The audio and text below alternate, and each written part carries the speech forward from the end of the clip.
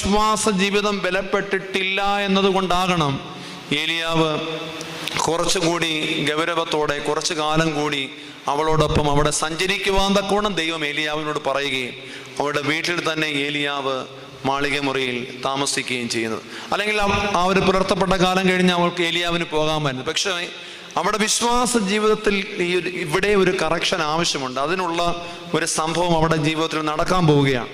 അതുകൊണ്ട് അതിലൂടെ അവിടെ ഏലിയാവിലൂടെ അവിടെ വിശ്വാസ ജീവിതത്തെ ബലപ്പെടുത്താൻ ദൈവം ഏലിയാവിനെ കുറച്ച് നാൾ കൂടി അവിടെ നിർത്തുകയാണ്. അപ്പോൾ രണ്ടാമത്തെ ഭാഗം ഞാൻ അവിടെ അവസാനിപ്പിക്കട്ടെ. മൂന്നാമത് അവിടെ വിശ്വാസ ജീവിതത്തിന്റെ പരിമിതി, ഇന്നത്തെ ആത്മീക വിശ്വാസ ജീവിതത്തിന്റെ പ്രതിസന്ധി എന്തായിരുന്നു? ഞാൻ പറയും,